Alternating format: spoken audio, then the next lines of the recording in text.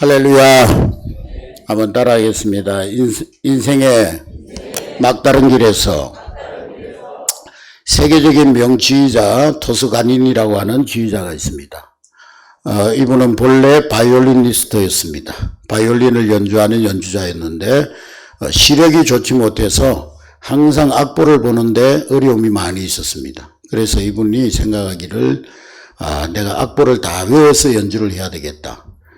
연주를 할 때 악보 보는 것이 힘드니까 차라리 악보를 외워서 연주하는 것이 좋겠다. 그리고 오케스트라는 자기 연주만 잘해서 되는 것이 아니고 다른 사람들의 연주도 들어가면서 해야 되기 때문에 내가 다른 사람들의 악보까지도 다 외워야 되겠다. 그래서 이분은 항상 오케스트라 연주를 할 때마다 전 악보를 다 외워서 연주를 한다는 것입니다. 그런데 어느 날 이제 연주회를 하게 되는데 지휘자가 어떤 갑작스러운 사고로 말미암아서 그 연주회장에 오지 못하는 사고가 발생을 했습니다. 그래서 그 오케스트라 단원들이 회의를 했습니다. 우리 가운데 누군가가 지휘자를 대신해서 오늘 연주회에 지휘를 해야 되는데 누가 할 것인가. 의논 끝에 단원들의 만장일치로 토스가니니는 평소에 우리 연주회의 모든 악보를 다 외우고 있으니까 토스가니니로 하여금 지휘를 하게 하자. 그래서 이 토스가니니가 우연한 기회에 기휘를 하게 됐다는 것입니다. 그래서 이 토스가니니는 그 연주회를 잘 소화하고 연주회를 잘 마쳤습니다.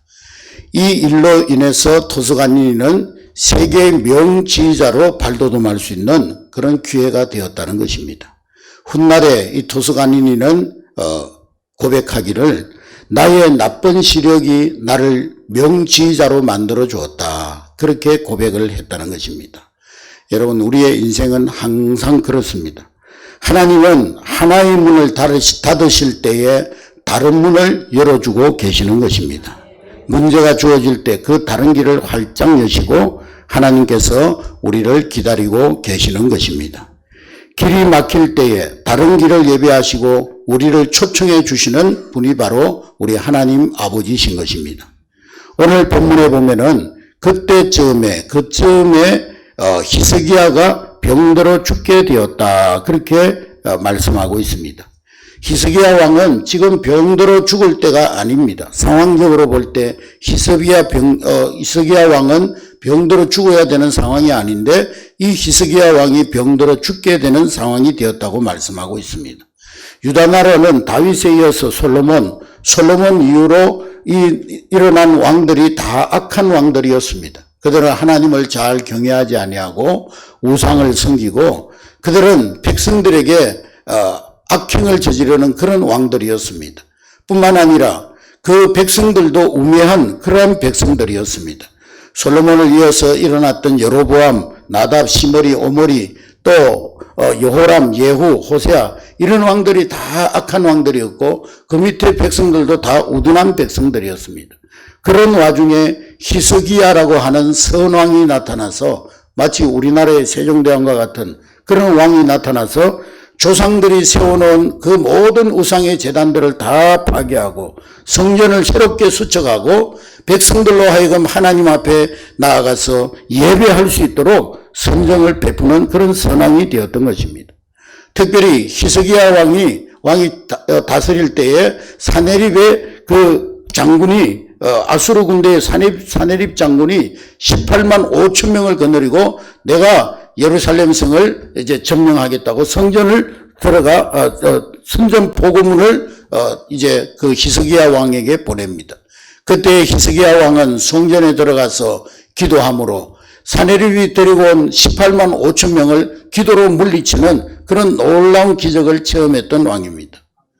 이제 좀 안심하고 편안하게 나라가 태평성대가 되고 이제는 모든 전쟁이 물러가고 이제 모든 우상을 타파하고 우리가 신앙생활 잘 하면서 우리가 이제 평안하게 살 수 있으려니 그렇게 생각하는 그 순간에 갑자기 이 히스기야 왕에게 불치의 병이 찾아왔던 것입니다. 그에게 죽음이 예고되어졌습니다. 왕의 주치의는 임금님 이제 당신은 소망이 없습니다. 집을 이제 처치하고 집을 정리하고 죽을 준비를 하십시오. 왕의 병세는 절망적입니다. 그러니 죽을 준비를 하십시오. 그리고 급기야 이사야 선지자마저도 히스기야 왕에게 찾아와서 사형 선고를 내립니다. 왕은 더 이상 살 수가 없습니다. 가정을 정리하는 것이 좋겠습니다. 최후 통첩을 받았습니다. 이때 히스기야 왕의 나이가 39세였습니다. 오늘 본문 말씀을 보면 이때에 히스기야가 병들어 죽게 되었다. 그렇게 표현하고 있습니다. 이때가 어떤 때입니까? 나라의 혼란이 평정되어지고 또 외세가 물러가고 이제는 편안히 살 수 있는 태평성대를 이룰 수 있으려고 하는 그때쯤에 히스기야 왕에게 죽음이 찾아왔다는 것입니다. 천신만고 끝에 태산을 넘는 순간 눈앞에 꽃밭이 전개되어지면 얼마나 좋겠습니까? 그러나 꽃밭 대신 때로는 물결치는 바다가 우리 앞을 가로막는 것, 그것이 인생사인 것입니다. 물결치는 바다를 건너면 탄탄대로가 우리 앞에 놓여지면 얼마나 좋겠습니까? 그러나 탄탄대로 대신 가시 우거진 황무지 같은 골짜기가 우리 앞을 가로막고 있는 것이 인생사라는 것입니다. 누가 봐도 악한 사람이 이런 고난을 당한다면 이해가 되지만은 왜 히스기야 왕처럼 그렇게 선한 왕, 선정을 베풀었던 왕이 이토록 좋지 못한 일이 생긴단 말입니까? 그리고 하필이면은 이제는 좀 살만한 때, 이제는 좀 편안하게 살 것 같은 그런 때에 왜 이런 일이 일어난단 말입니까? 오늘 이 이해할 수 없는 딜레마에 빠진 히스기야 왕의 모습이 오늘 상처투성이 속에 살아가는 우리 현대인의 모습이 아닐까 생각이 됩니다. 믿음으로 열심히 살고 열심히 겉면성실하게 일하면서 살아왔는데 이제 좀 살만하니까 자녀들도 이제 자리를 잡고 뭔가 내 삶이 이제 염려 근심 없이 살만한데 갑작스러운 질병이 찾아옵니다. 함께 믿고 신뢰하면서 끝까지 인생길을 같이 걸어왔던 친구에게 배신을 당하고 믿었던 사람들에게 기만을 당하고 그래서 빈손으로 일어서면서 울분을 토할 때가 있는 것입니다. 이제 좀 성공하면 멋지게 내가 돈 좀 벌어서 하나님 나라를 위해서 주님 앞에 충성하고 올바르게 믿음으로 살아야지 그렇게 각오를 하고 있는데 갈 길이 막혀버리고 마는 것입니다. 우리 모두는 한결같이 이런저런 상처와 문제를 안고 살아가는 그런 사람입니다. 한 가지 문제가 해결되면 또 다른 문제를 안고 살아가야 합니다. 한 가지 길이 열려지면 때로는 다른 길이 막혀지는 그런 경험을 하면서 살아가는 것이 우리 인생길입니다. 헤놀드 쿠시너라고 하는 작가가 쓴 책 중에 선한 사람이 왜 나쁜 일이 생기는가, 왜 선한 사람에게 나쁜 일이 생기는가 하는 그런 책이 있습니다. 자서전처럼 쓴 책인데요. 그 책의 내용을 보면 이 쿠시너는 천성적으로 착한 사람이었고 또 어떤 큰 교회에서 목회를 하는 훌륭한 목사님으로서 모든 성도들로부터 인정받고 존경받는 그런 목사님이었습니다. 기쁘고 보람된 목회 생활을 하고 있는데 태어난 지 3개월 된 어린 아들이 중병에 걸려서 시름시름 앓고 있습니다. 그 병의 병명은 조로증입니다. 조로증. 이제 10살이 되기 전에 이 아이가 팔순 노인처럼 얼굴이 완전히 주름살이 생기면서 늙어버리고 더 이상 살 수 없는 그런 사람이 되어가는 것입니다. 이러한 아들의 모습을 바라보고 살아야 되는 아버지의 심정이 오죽했습니까? 나는 바르게 살아보려고 노력했는데, 나는 열심히 목회하면서 착하게 살려고 노력했는데, 믿음으로 살려고 했는데 왜 나에게 이런 고난이 찾아오는가? 나 혼자 힘으로 감당할 수 없는 이 고통을 왜 내가 감당하면서 살아가야 하는 것인가? 이러한 문제를 가슴에 끌어안고 하나님 앞에 나아가서 오랜 시간 기도하며 실험하게 됩니다. 기도를 하다가 그는 결론을 얻었습니다. 첫째로 인생의 모든 고난은 나 혼자 당하는 것이 아니구나. 그것을 깨달았습니다. 두 번째 얻은 교훈은 이 땅에 우연한 일은 없다. 나는 오늘 우리 아들이 10살 아들이 80세 노인으로 늙어가는 이 일을 나는 받아들일 수 없지만은, 나는 용납이 안 되지만은, 나는 이해가 안 되지만은 이 고통 속에도 하나님의 뜻이 있고 하나님의 계획이 있는구나. 세 번째로 깨달은 것은 길을 막으신 하나님께서는 또 다른 길을 나에게 주신다. 하나님은 슬픔과 기쁨을 병행해 주시면서 그 기쁨과 슬픔을 병행하는 가운데 하나님을 의지하게 만들고 하나님이 기뻐하는 인격으로 나를 빚어가고 계시는구나. 이 땅에 있는 모든 사람들은 기쁨만을 분복으로 얻은 자도 없고 슬픔만을 생의 업으로 지고 살아가는 사람도 없구나. 그것을 깨닫게 됩니다. 그리고 마지막으로 하나님은 땅의 문을 닫으실 때 하늘의 문을 여시는 하나님이시구나. 한 가지 문을 닫으시면 다른 문을 열으시고 우리를 초청해 주시는 하나님이시구나. 그것을 깨달았다는 것입니다. 그렇습니다, 여러분. 혹자의 말처럼 대신 채운 것이 없이는 잃어버린 것이 없다는 거예요. 여러분, 지금 에어컨을 틀어놨는데 이 공간 안에 에어컨에 찬바람이 들어오면은 뜨거운 바람이 나갑니다. 뜨거운 바람이 나가면 이 뜨거운 바람이 나간 공간 속에 찬바람이 채워집니다. 물론 우리 가운데 그 누구도 공고한 것을 좋아하는 사람이 없습니다. 사람마다 형통한 삶, 기쁨의 날을 원합니다. 그러나 예수님이 소개한 어리석은 부자의 모습을 보면 이 어리석은 부자는 많은 재물을 얻어가지고 농사를 지어서 많은 곡식을 얻어서 창고를 늘리고 창고를 지어서 이제 그 창고 곳간곳간마다 곡식을 쌓아놓고 내 영혼아 이제부터 내가 쓸 물건을 많이 쌓아두었으니 이제부터 평안히 쉬고 먹고 마시고 즐기자. 여러분, 사람이 형통하게 되면은요 너나 할 것 없이 누구나 이렇게 됩니다. 여러분, 유럽이 처음에 복음을 받고 얼마나 잘 사는 선진국가가 됐습니까? 근데 잘 살게 되니까 점점 하나님을 떠나고 불신앙에 떠나고 그래서 교회 안에는 할머니들, 어린아이들만 가득 차 있고 텅텅 비어 있습니다. 사람은 형통하기만 하면 너나 할 것 없이 누구나 그렇게 되는 것입니다. 큰 소리 치고 자만하는 버릇이 생기는 것입니다. 이러한 버릇이 생기면 인간은 결국에는 짐승의 수준으로 전락하고 마는 것입니다. 그것이 우리 신앙인의 인생의 가장 최고의 불행인 것입니다. 하나님은 우리 하나님의 자녀들이 그런 불행을 원치 아니하는 것입니다.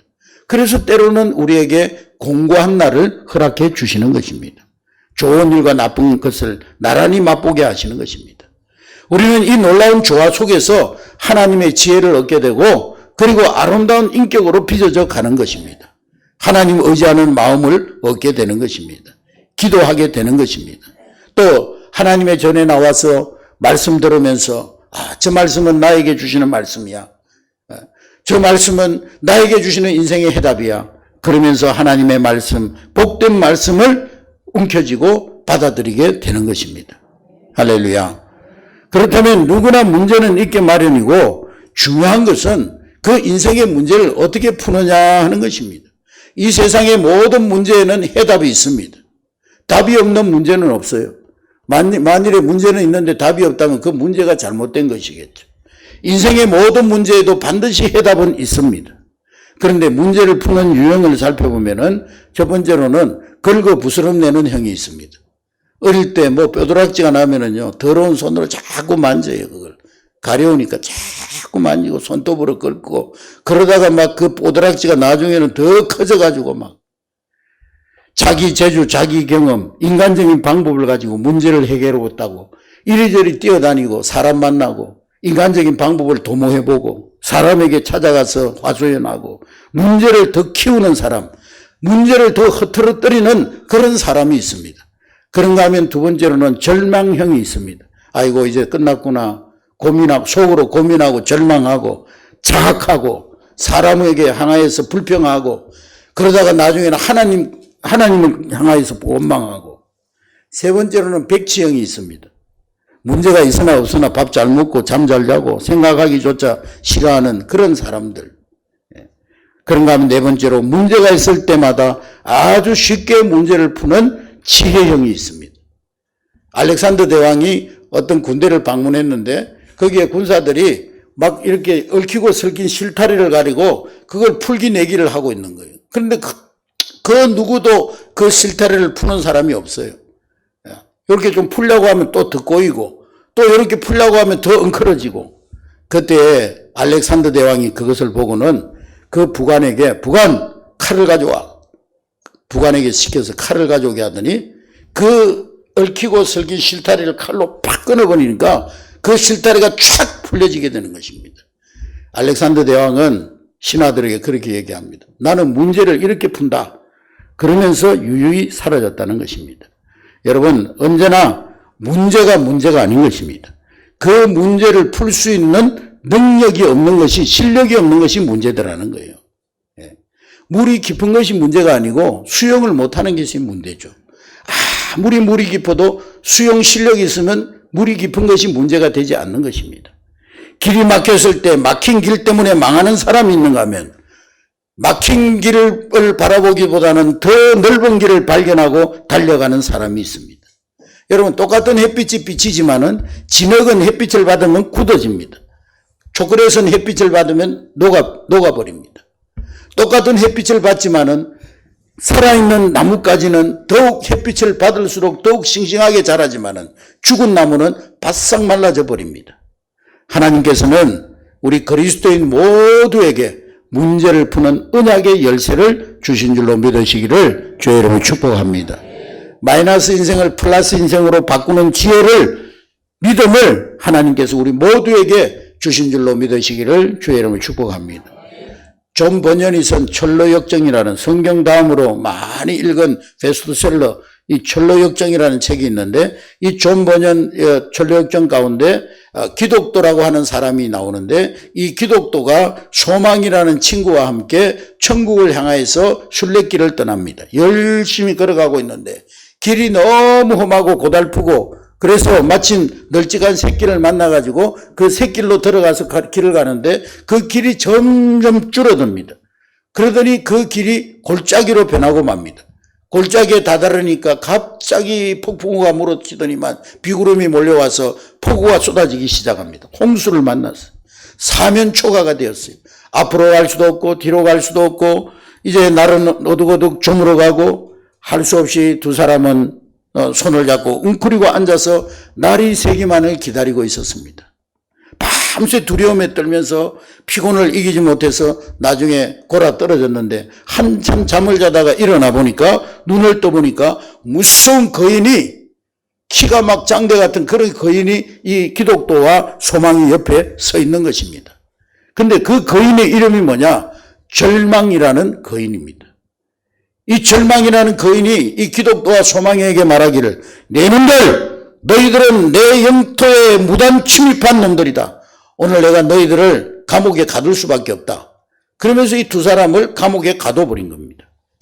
일주일 동안 무섭게 매질을 하면서 고문을 하고, 그러면서 고통을 받으면서 이 기독도와 소망이는 완전 초죽음이 됐어요. 그 다음날 절망이라는 이 거인이 독약이든 사발을 들고 와가지고 두 사람에게 이거 마시고 죽으라고 명령합니다. 너희들 이 독약을 마시고 죽으라고. 그러나 두 사람은 끝까지 그 말을 듣지 않고 버텨봅니다. 다음날 절망이가 찾아와가지고, 날이 밝으면 뒷마당에 나가 끌어내서 내가 너희들을 갈기갈기 찢어서 죽여버릴 것이다. 그 말을 듣고 잠자리에 든 이 기독도와 소망이가 이 밤이 마지막이 될지도 모른다는 생각에 하나님 앞에 깊이 기도합니다. 하나님, 이 절망의 손에서 우리를 건져주시옵소서. 그런데 새벽녘에 기도하다가 새벽녘에 기독도가 무릎을 치고 소리를 지릅니다. 우리가 이곳에서 자유롭게 나갈 수 있는 길이 있는데 왜 우리가 이렇게 악취가 풍기는 지하실에 갇혀 있느냐? 이게 무슨 꼴이냐? 우리가 얼마나 어리석은 사람이냐? 이 어혹의 성 안에 있는 자물쇠는 어느 것이나 열 수 있다는 보장을 받은 언약의 열쇠가 내 품에 있는 것을 잊어버리고 있었구나. 하나님께서 나에게 언약의 열쇠라는 이 성에 있는 모든 자물쇠를 다 풀 수 있는 언약의 열쇠를 이미 나에게 주셨는데, 나는 그 언약의 열쇠를 가슴에 품고 좌절과 절망 속에 두려워 떨고 있었구나. 내가 너무 고난이 심각해서 낙심해서 절망하면서 이 언약의 열쇠를 망각해버리고 있었구나. 기독도는 급히 자기 옆에 잠들어 있는 소망이를 깨웁니다. 그리고는 자기 품속을 더듬어서 그 자기 품속에 있던 언약의 열쇠를 끄집어냅니다. 그리고는 그 열쇠로 그 감옥의 문을 다 돌려봤더니만 그 감옥 문이 열려지는 거예요. 그래서 그 둘이 빠져나가 그들이 쉽게 자유를 얻어서 날이 새기 전에 이 기독교와 소망이는 절망의 성으로부터 도피할 수 있었다는 것입니다. 할렐루야. 여러분, 언약의 열쇠, 모든 절망의 감옥의 문을 여는 언약의 열쇠, 하나님은 우리에게 이 언약의 열쇠를 주신 줄로 믿습니다. 하나님의 말씀이 바로 인생의 문을 여는 열쇠인 것입니다. 할렐루야. 언약의 열쇠는 하나님의 말씀이었어요. 말씀. 기독교와 소망이가 절망 중에 기도하다가 하나님의 약속의 말씀이 기억이 났던 것입니다. 여러분, 우리 성도들은 하나님의 말씀을 듣는 순간에 믿음을 얻게 됩니다. 믿음은 들음에서 난다, 그렇게 말씀했습니다. 세상이 주지 못하는 놀라운 능력을 말씀을 통해서 우리는 부여받게 되는 줄로 믿습니다. 말씀이 선포될 때 한 귀로 듣고 한 귀로 흘러보내는 것이 아니라 저 말씀은 바로 나에게 주시는 말씀이야. 저 말씀은 내 인생의 문제에 대한 해답이 되는 말씀이야. 아멘하고 받아들일 때 그 말씀, 언약의 키가 우리의 인생의 문제를 해결해 주는 것입니다. 그래서 천국 문, 희망의 문을 여는 열쇠의 비밀번호가 있어요. 비밀번호. 요즘은 뭐 자물쇠 잘 안 채우잖아요. 다 아파트도 그렇고 우리 교회도 다 비밀번호, 이제 자동 비밀번호 열쇠 키를 다 만들어 놨잖아요. 번호를 눌러가지고 하는. 그 천국 문을 여는 비밀번호가 있어요. 한번 따라하겠습니다. 3927. 3927. 반드시 기억하시기 바랍니다. 우리 교회 비밀번호는 아닙니다. 천국 문을 여는 비밀번호 3927. 구약 39권, 신약 27권. 3927. 3927. 천국 문을 여는 열쇠 비밀번호입니다. 오늘 문제에 부딪혔을 때 히스기야는 어떻게 했습니까? 그는 단순히 자기의 어떠한 불치의 병만 바라보면서 절망하지 않았어요. 또 하나님을 원망하거나 왜 나에게 이런 질병을 주시는 것입니까? 누구 때문에 내가 마음고생해서 이런 병이 들렸구나. 누구를 원망하지 않았습니다. 그러나 하나님 앞에 기도했습니다. 여러분, 갑자기 소나기가 쏟아지면은 최상책은 뭐냐? 처마 밑으로 피하는 거예요. 여러분, 우리 인생의 공고한 날, 우리의 인생에 갑자기 어떠한 환란의 소나기가 쏟아질 때 기도의 그늘에 피하는 것이 가장 지혜로운 삶인 줄로 믿습니다. 기도는 공고한 날 우리가 잃어버리기 쉬운 것들을 지켜주는 능력인 것입니다. 여러분, 반드시 기억하시기 바랍니다. 기도 없는 형통보다 차라리 기도하는 공고가 우리를 더 아름다운 길로, 우리를 더 유익한 길로 인도해 주신다는 사실을 반드시 기억할 수 있기를 주의 이름으로 축복합니다. 기도하지 않는데 내 삶이 평안하다? 지금 망하는 길로 가는 거예요. 조금 공고하지만 그 공고함 때문에 하나님 앞에 내가 기도하고 하나님과의 영적 교제 속에 살아간다. 내가 지금 영적으로 사는 길이요. 할렐루야. 여러분, 히스기야의 기도를 보십시다. 히스기야는 먼저 낯을 벽으로 향하여 기도했습니다. 그 벽은 성전을 향한 벽이었어요. 지금 당장이라도 성전으로 달려가서 울부짖으며 기도하고 싶었지만은 히스기야는 지금 불치의 병에 걸려서 몸을 꼼짝할 수 없는 그런 상황 속에 있었습니다. 그러나 몸을 움직일 수 없는 만큼 병이 악화되어 있었지만은 히스기야는 성전을 향하여 성전을 바라보며 하나님 앞에 기도했던 것입니다. 우리 신앙인의 삶의 중심은 성전입니다. 여러분, 팽이를 돌리다 보면 팽이가 언제 쓰러지느냐? 중심을 잃어버리면 돌다가 중심이 서 있으면 팽이는 계속 돌아가는데 중심이 기울어지면 이 팽이는 쓰러지고 맙니다. 여러분, 왜 우리의 인생이 흔들렸습니까? 우리의 믿음의 축을 잃어버렸기 때문인 것입니다. 왜 우리의 인생이 불만족스럽고 불평스럽습니까? 내 생의 축인 예수 그리스도가 보이지 않기 때문인 것입니다. 말씀의 축을 잃어버리고 성전의 축을 잃어버렸기 때문에 우리는 비틀거리고 흔들거리고 방황하는 그런 삶을, 세상에서 방황하는 그런 삶을 살아가는 것입니다. 여러분, 교회 중심, 말씀 중심, 예수 중심, 기도 중심의 사람은 비바람에 흔들리는 법이 없는 줄로 믿습니다. 나아가 벽은 도리어 절망과 좌절의 상징이 되기도 합니다. 벽에는 문이 없어요. 문이. 벽은 밖으로 나갈 수 없는 막다른 곳입니다. 내게는 다른 길이 없습니다. 이제 막다른 골목에 섰어요. 내 인생의 막다른 골목에 섰습니다. 그때 하나님 외에는 내게 전혀 다른 길이 없습니다. 예수님 외에는 절망 앞에 섰을 때, 더 이상 다른 길이 없을 때, 모든 문이 닫혔을 때 히스기야는 하나님만 바라보기로 작정했던 것입니다. 할렐루야. 여러분, 우리 인생길이 막히는 이유는 하나님만 바라보게 하기 위한 하나님의 계획인 것입니다. 우리가 너무 우리의 시선이 나뉘어져 있어요. 우리의 시선이 너무 분열되어 있어요. 그래서 하나님이 우리의 길을 막으시고 막다른 골목에 서게 하시는 것은 하나님만 바라보게 하기 위함인 것입니다. 여러분, 땅의 문이 닫혀졌을 때 하늘 문은 열려지게 되는 줄로 믿으시기를 주의 이름으로 축복합니다. 앞도 막히고 뒤도 막히고 전후 좌우가 막혔을 때 돌아갈 수도 없고 땅으로 꺼질 수도 없고 그럴 때에도 하늘을 향한 문은 언제나 열려있는 줄로 믿으시기를 주의 이름으로 축복합니다. 내 인생의 그림자가 가는 곳마다 내 앞에 드려져 있습니까? 슬픔이 있고 문제가 있고 내 인생의 벽이 언제나 내 앞을 가로막고 서 있습니까? 여러분, 네. 여러분, 우리가 태양을 등지고 살면요, 우리 앞에는 항상 그림자만 보여요. 그러나 태양을 바라보며 돌아서는 순간 우리 앞에 있는 모든 그림자는 내 등 뒤로 물러가는 줄로 믿습니다. 여러분, 내 인생 앞에 그림자가 드리워져 있으면 주님을 바라보는 여러분 될 수 있기를 주의 이름으로 축복합니다. 믿음의 주여 우리를 온전케 하시는 예수 그리스도를 바라보는 여러분 되시기를 바랍니다. 전능하신 하나님을 바라보시기 바랍니다. 인생의 표대를 바라보시기 바랍니다.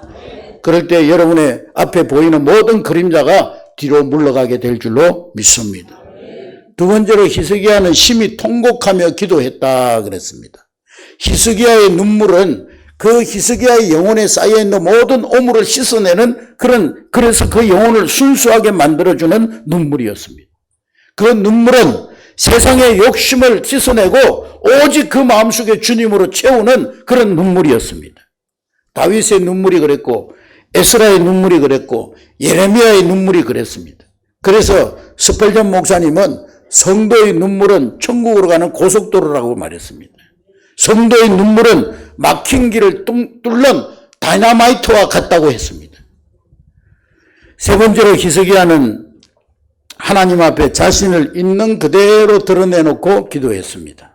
마음을 쪼개놓고 내가 얼마나 주님을 사랑하는지, 내가 주님 앞에 어떠한 충성을 다했는지, 내가 얼마나 연약한 존재인지, 내 허물과 부족함이 무엇인지 주님 앞에 하나도 숨기지 아니하고 낱낱이 드러내면서 주님 앞에 고백하며 기도했습니다. 하나님 앞에 내가 무엇을 감출 수 있겠나이까? 하나님 앞에 내가 무엇을 덮을 수 있겠습니까? 하나님 앞에 내가 무엇을 숨길 수 있겠습니까? 하나님은 나의 작은 충성마저도 알고 계십니다. 내가 얼마나 주님을 사모하는지, 주님의 은혜를 그리워하는지 하나님은 알고 계십니다. 전능하신 하나님, 신실하신 하나님, 약속의 하나님을 바라보고 기도할 때 히스기야의 모든 문제가 녹아지기 시작했습니다. 할렐루야. 우리 곤충들 가운데 보호색을 가진 곤충이 있어요. 그래서 나무 색깔마다 자기 이 피부 색깔을 변해가지고 옷을 갈아입고 계절마다 색을 바꿔가지고 이 자신을 보호하는 그런 벌레들이 있어요. 카멜레온 같은 그런 벌레들. 그러나 그런 벌레들은요, 대개 1년 이상을 살지 못한다고 합니다. 오래 살아야 1년이라 1년. 1년을 견디지 못하고 죽는다고 합니다. 그러나 눈이 오나 비가 오나 바람이 부나 더울 때나 추울 때나 여름이나 겨울이나 언제나 도도하게 자기 본래의 색을 가지고 있는 살아가는 거북이, 학, 두루미, 사자 이런 동물들은 평생을 옷을 갈아입지 않고 살아도 오래오래 산다는 거예요. 네? 여러분, 가정에서나 직장에서나 세상에서나 이웃들 속에서나 교회에서나 보호색을 가지고 살아서는 안 되는 거예요. 카멜레온처럼요, 직장에 가면 모습이 달라지고 가정에 가면 모습이 달라지고 이웃들 속에 들어가면 모습이 달라지고 그런 카멜레온 같은 그런 삶을 살아서는 안 되는 것입니다. 하나님 앞에서나 세상에서나 가정에서나 교회에서나 언제나 우리는 그리스도인으로서의 한 가지 색깔, 나는 그리스도인이다, 나는 하나님의 자녀다, 나는 한내교회 장로다, 나는 한내교회 집사다, 나는 예수 그리스도 그분 한 분만을 신뢰하며 살아간다. 이 변하지 않는 신앙의 옷을 입고 살아가는 여러분 될 수 있기를 주의 이름으로 축복합니다. 오늘 이것이 바로 히스기야의 기도의 자세였고 그의 인생관이었고 그의 삶의 자세였습니다. 하나님은 이 히스기야의 눈물의 기도를 외면하지 아니하시고 이 히스기야의 기도에 대해서 대답하시기를 5절 6절 말씀해 보니까 5절 6절 다 같이 읽습니다. 시작. 너는 돌아가서 내 백성의 주권자 히스기야에게 이르 왕의 조상 다윗의 하나님 여호와의 말씀이 내가 내 기도를 들었고 내 눈물을 보았노라. 내가 너를 낫게 하나니 내가 3일 만에 여호와의 성전에 올라가겠고 내가 내 날에 15년을 더할 것이며 내가 너와 이승을 아수르 왕의 손에서 구원하고 내가 나를 위하고 또 내 종 다윗을 위함으로 이승을 보호하리라 하라 하셨더라. 할렐루야. 하나님은 히스기야의 눈물의 기도를 들으시고 그의 눈물의 기도에 응답하셔서 히스기야의 모든 질병을 치료해 주셨습니다. 할렐루야. 하루 동안 태양을 멈추게 하심으로 하나님이 히스기야의 기도를 응답해 주셨다는 징표까지 보여주셨습니다. 네. 여러분, 길이 무엇입니까? 주님이 길이었습니다. 우리 막다른 골목에 선 우리 인생길, 헤쳐나갈 길이 무엇입니까? 주님이 바로 길이었습니다. 예수 그리스도가 바로 우리 인생의 해답이었습니다. 하나님이 간섭하시면 불가능이 가능해지는 거예요. 고난이 변화 기쁨이 되는 거예요. 죽음이 부활로 바뀌어지는 거예요. 우리 인생은 언제나 문제를 일으킬 수 있어요. 그러나 하나님은 우리에게 인생의 문제의 해답이 되시는 예수 그리스도를 우리에게 주셨습니다. 우리는 언제나 그냥 우리 인생이 어떻게 가는지도 모르고 열심히 달려만 왔습니다.